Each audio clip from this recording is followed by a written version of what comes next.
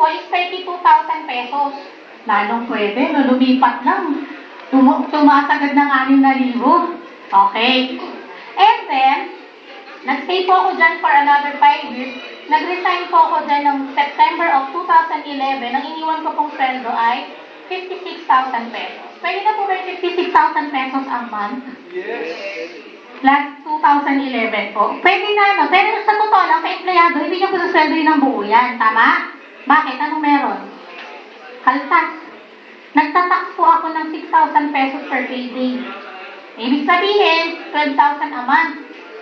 Kaya yung iba nagtataka ako pa nagrereklamo, grabe, tax ko 1,000, nakakainis. Paano ba pag naranasan yung mag-tax ng 6,000 per payday? Baka maiyak kayo.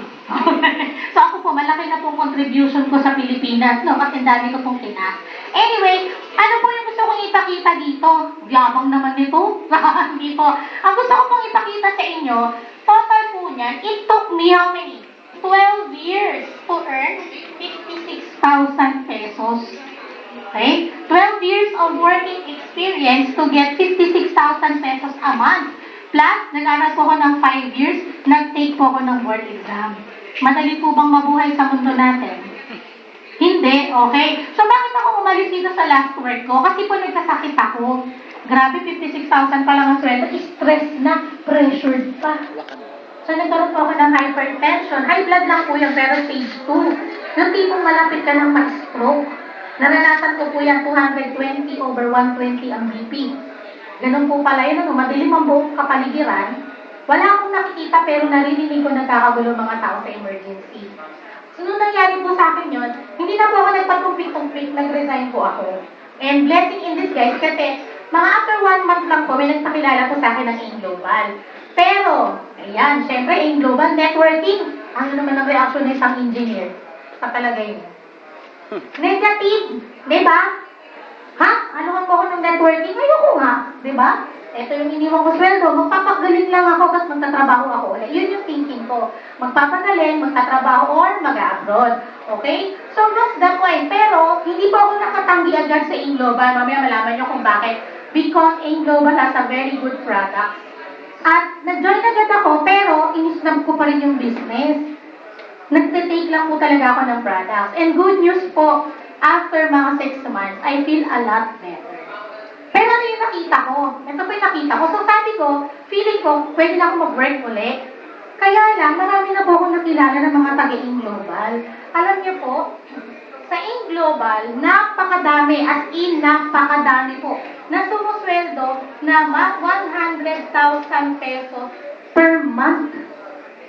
Pinapalakpakan po yan. Alam niyo po ito mga tumusweldo na 100,000 pesos a month sa AIM Global, kung mga ano sila. Meron pong magtataho, nakilala ko, grabe, parang nahihiya ako sa kanya. May jeepney driver, padjak driver, meron pong tricycle driver at kung ano-ano pa, balut vendor, grade 5 student. Kayang kumita ng 100,000 pesos. Tama? So sabi ko, kung sila, kaya nila, bakit hindi ako? Tama? So yun po yung gusto kong ipakita sa inyo. Alam ko na merong iba dito na negative, parang merong iba dyan na nakasibangon na mong pag-uusapan dito. So ang sa akin po, ito lang po, kung kayo po sa panahon ngayon, hindi pa po sumusweldo na at least 56,000 pesos, may pag-uusapan po tayo, okay? Ngayon po kayo po, kontento na kasi maraming tao, ayoko na malaking sweldo, tama na sa akin 10,000, masaya na ako dun. Huwag natin sila husgahan, okay lang po yun, tama? Pero kung kayo may mga kamag-anak o kayo mismo, gusto nyo maging umaba pa yung buhay nyo, health conscious kayo, may pag-uusapan pa rin po tayo. Okay? Kung kayo naman po sobrang yaman na ngayon, ayaw nyo na talaga ng pera, wala pong problema, pero baka kayo naman yung taong walang time, may pag-uusapan pa rin po tayo. Kaya yun po yung gusto kong i-share sa inyo na ano man yung katayuan nyo ngayon, makinig lang po kayo, hindi po masasayang yung oras nyo. Okay po ba yun? Okay, so let me start na po. So our company, as I've mentioned, is Alliance in Motion Global. Ayan. So, na-establish po yan ng March 2006, so 7 years na po yung company. Hindi po kayo dapat mag-worry kasi pag 7 years na po, ang isang networking company, stable na po yan. At ito po ang ating mga bansa na meron na pong AIM Global sa Pilipinas. Ito po tayo nag-start, pero meron na tayong branches sa Brunei, Singapore, Nigeria, bagong-bago lang po, Taiwan, Hawaii, Korea, UAE, Dubai, meron na po. And Hong Kong just opened the branch of AIM Global there. Ayan po yung ating official website, www.allianceinmotion.com.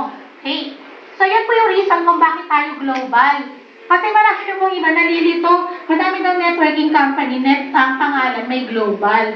Hindi ko po alam sa iba kung bakit may global sila. Pero sa atin, may reason. Because we have a global business. Okay? Kasi meron tayong branches abroad. Kaya po tayo ay AIM Global. Okay? So, ang mga tao po sa likod ng AIM Global, ang ating mga board of directors po, dito po ang ating President CEO, Dr. Eduardo Cabantog, ang amin naman pong Vice President for Finance, si Engineer Francis Miguel, at ang amin naman pong Vice President for Marketing is Mr. Raymond Asperin. Ito pong tatlong taong na to, networker po sila. Pero kasi yung mga professionals po sila. Isang doktor, isang engineer, saka isang physical therapist by profession. So sila po, mga networkers na po sila, napakarami na po nilang nasalihan ng mga networking companies before. Pwede ka po bang malaman sa ating mga audience kung meron na dito yung